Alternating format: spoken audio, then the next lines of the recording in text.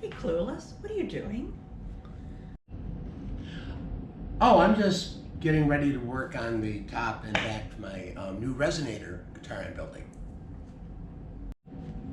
A resonator? I thought you already had one. Oh, I do. I have a brass bodied one, but this is going to have a wood body. It's going to sound a lot different. It's going to have a much warmer tone than my other one. Well, I just happened to see a diamond tennis bracelet at the jewelry store, and I'm sure it's vastly different than any of the other bracelets I have. Oh, I'm sure it probably does.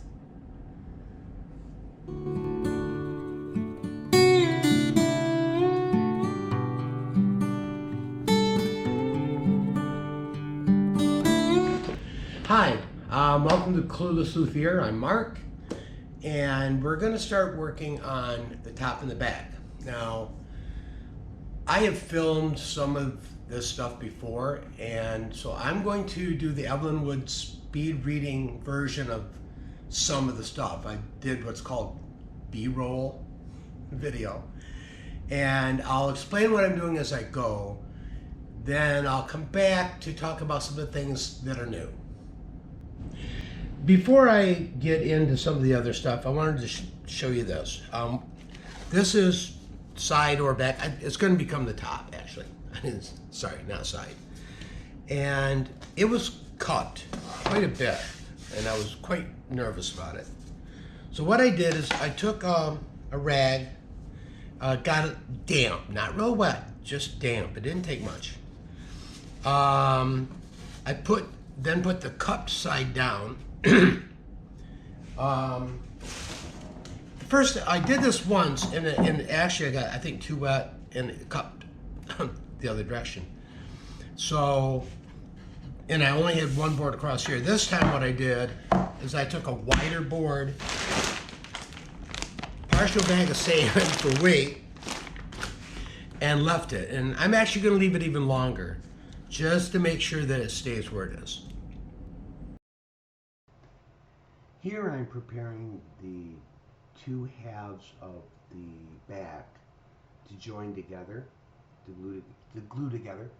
And I started out by clamping them together, and I'm using this plane to start smoothing out the edge so that they join perfectly tight.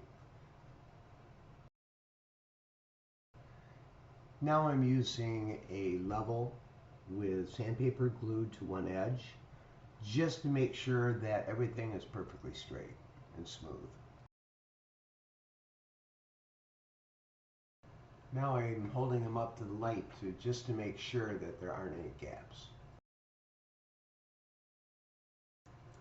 Now it's time to glue them together. I use the wax paper to prevent the squeeze out from gluing it to the board underneath or the board that I'm going to put on top of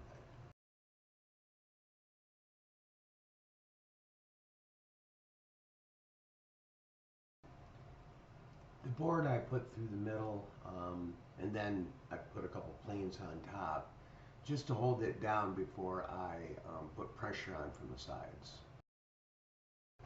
By using a clamp on these wedged pieces, I can control how much pressure I put on the glue joint. Okay, so I have at the moment just the one, what is going to be the back, all glued together as you saw. And the wood is it's pretty thick. If I were doing an acoustic guitar, I would have a lot of work to do to get it down to where I wanted it. With this guitar, from the reading I've done, some people actually a lot of people prefer plywood for these because for the sturdiness. The wood there's a lot of disagreement on how much the body affects the sound. I got a good deal on this mahogany, so that's why I decided to use it instead of plywood. And it looks better rather than just laminating. But there's a fair amount of roughness and stuff that I have to get rid of. So I got brave and tried another technique that I've seen used, and I'll show that to you now. So I sharpened the blade of this plane, boy, sharpest I've ever gotten anything. And the adjustments, a little worried about that, because getting it square, I've had some problems. But, and in fact, you can see where you might be able to see where I got it off kilter and did a little damage here. But what I'm doing is basically, I got this set very shallow. And I'm just going across and gradually taking it down. When I'm done, I'll be sanding it to get it more smooth, but I'd be sanding for a very long time to get this particular imperfection out of the wood. So, and I'm going kind of across the grain at an angle. Actually, I should have the blade probably a little bit too. And you can see very, very, very little I'm taking off. So that's my job for the next probably quite some time here.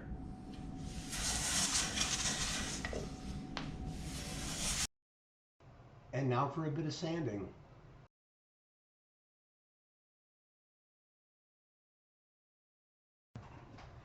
I marked out the shape of the body by setting the sides right on the back. And I thought I had this filmed. I couldn't find it. I actually used this very small washer with the pencil in the middle to run around the edge so that I would give a nice consistent like extra dimension to give me some room to work with that it'll be taken off later. So here I'm cutting that shape out using the bandsaw to start, and then I'll go to the scroll saw.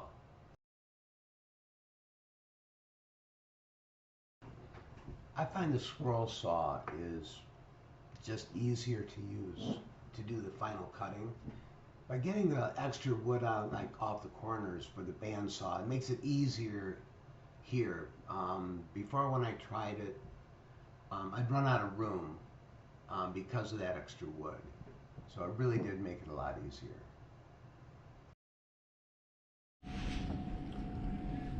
So this is where the build starts being a lot different than anything I've ever done before. The first thing we're going to do, we're going to make a tone ring. And that is what this will sit in. So I've got this set up on center for an 11 3/4 inch cut. So I'm going to cut the outside first and work in. Because the minute I cut out the center, I've lost my center point. And this is probably going to make some noise, so you won't have to hear it.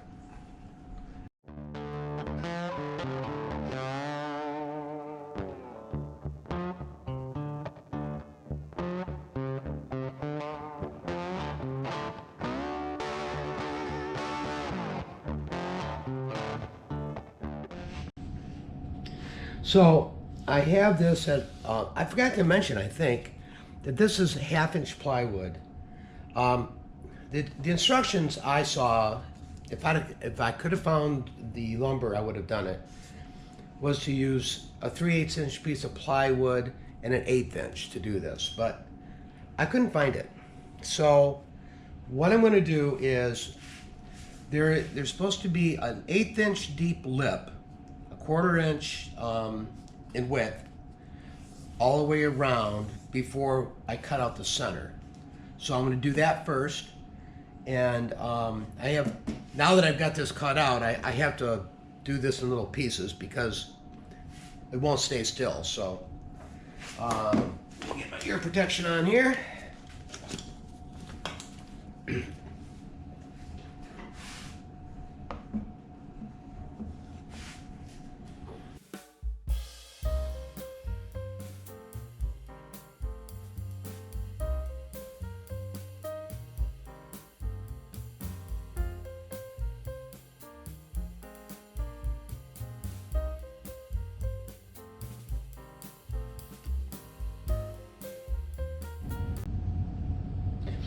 Okay, so I've got it all cut out. I've done a little bit of sanding. I have some more cleanup work to do, but I just wanted to show you that this is how it works. This will be glued onto the top from underneath, and this sets in on this lip. And then there's a cover that will go over this, which I'm just about to test to make sure that fits. But so I'm going to clean this up and I'll come back to you. Now we're getting to the part that I've been probably the most nervous about.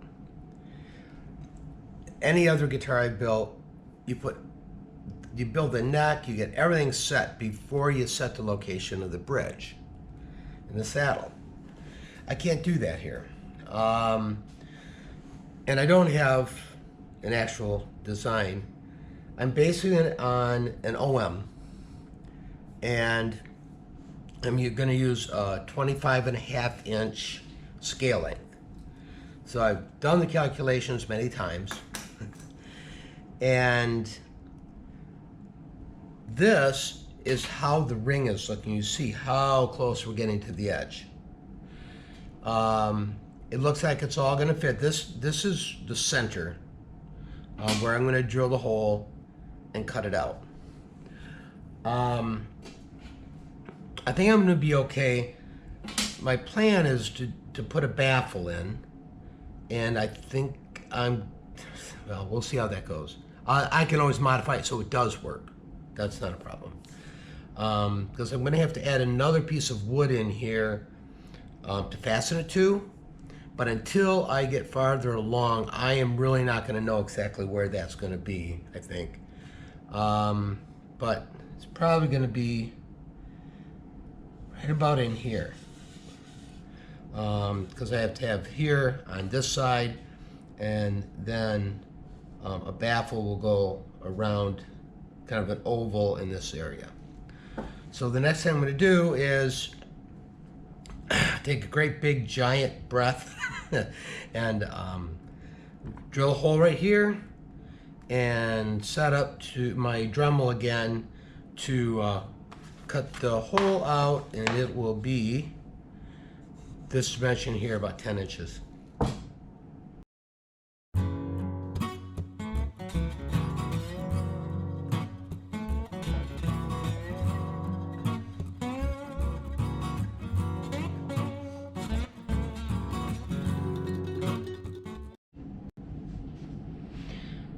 When I started cutting, it probably didn't look obvious. In the beginning, it actually increased diameter somewhere in that first turn, and I don't know why. It came out a little bit bigger than I was planning.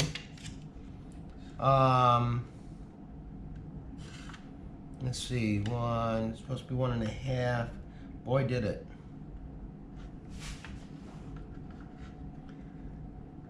I still have enough room to glue, but it didn't make me happy. You can see a little bit of a lip here, and it should have been flush. But let's see, is this a problem?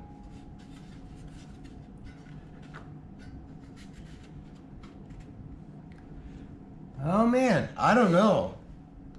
That does not make me happy. The one problem I foresee is being able to screw this on correctly. All right, I'm gonna have to think about this one.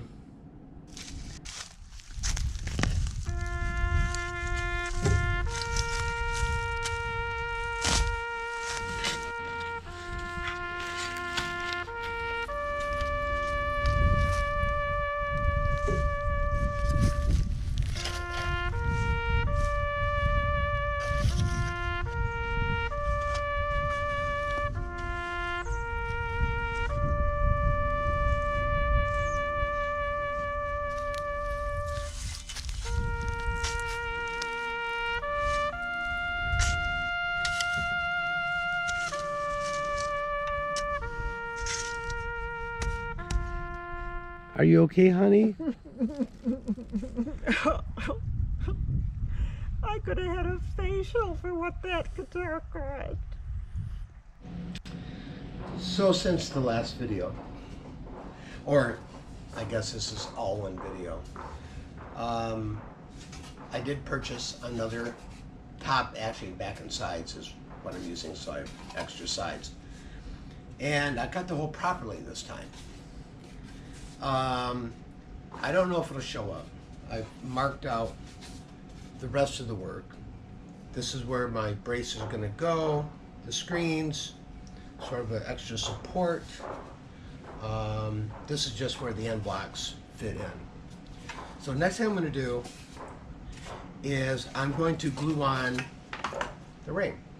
So let's do that. All right, let's get some glue on this.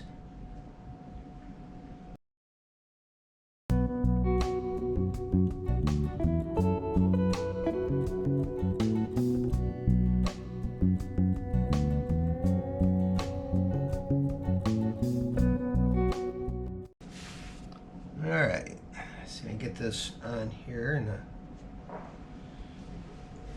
gonna want to move around a lot, isn't it?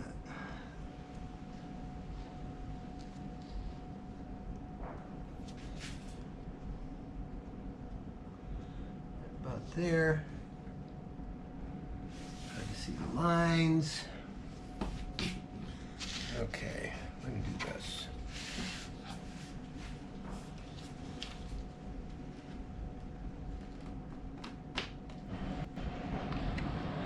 All right, so I'm gonna let this sit up for quite some time, and we'll come back when it's all dried. So as long as I'm all set up for gluing, while that's drying, I decided to go ahead and do this on the back since I'm ready. I marked out all the back braces here, and also this is where the ring lines up. This will come in handy later. I'll double check it once it's glued on, because I'm going to be putting posts between these and the top. So let's get these glued up. I'm going to start up here.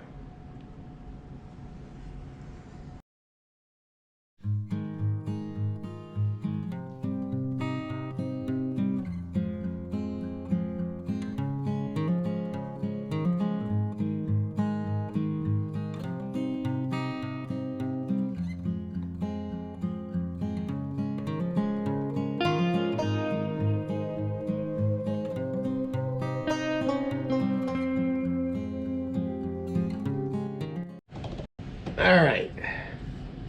Oops, that slipped a little bit. Okay. Double check. All right, I'm going to let this dry up too. Okay, this worked out quite well. The ring is glued on, and just for sanity check, I put the top on because it was really tight fit here, and it really is pretty much perfect as far as distance this way. So in the back, these are all set. Two things I'm going to do, and I'll just do it off camera because I know this is a big deal. I'm going to put 2 more of these braces in, and that. Maybe I will show you this part because I don't know if I've done that. There's some more bracing in here on the center to do. But I'm going to start with this one. Okay, I have one more thing I'm going to do on the backs at this stage. I'm not done, but this is parts of the top or back. They're the same. What's important is I cut them so that the grain is going this way. The grain here is going this way. What it does on this seam on the back, because they cross each other, it makes that seam stronger. So what I'm going to do is I've cut these to length, and I'm going to glue them on.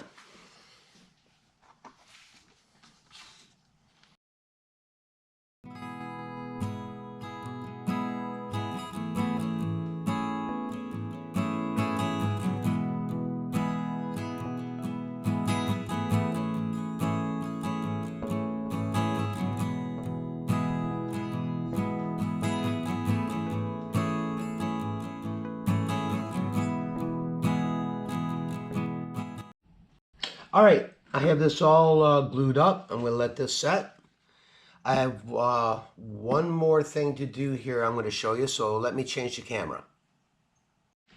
All right, the last thing we have to do at this point is I have to put these, I want to call them sound holes. They're kind of not, but I have them the centers marked out. I purchased 1 7/8 inch Forstner bit. I'm going to do very, very carefully get this in that center hole, he says. Okay.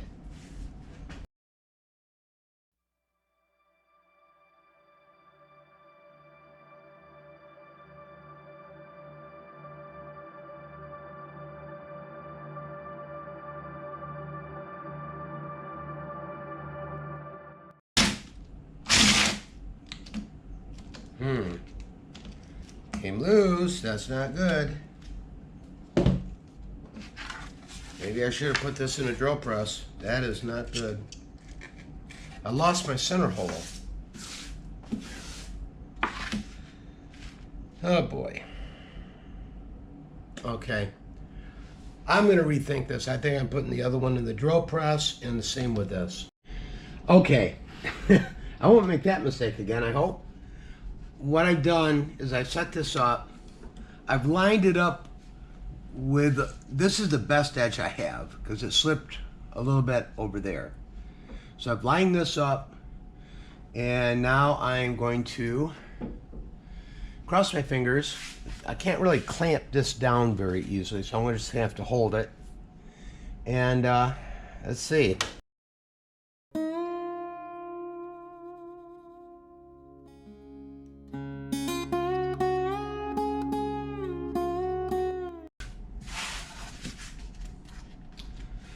All right, take this out and see what it looks like. From the other side. Okay, and it actually looks pretty good. Phew, boy. All right, so I'm gonna set this up for the other one, and we'll give it another go. Okay, I got lucky on that one. All right, that is all I'm going to do on these for now. Just got to clean this up a bit where that slipped, but I even considered doing something in here for extra, but I'll take a closer look at that first. All right, well, I'm going to call myself lucky, and I'm going to call that a wrap for this video. So, thanks for following along on this new adventure, and I hope to see you soon. Bye.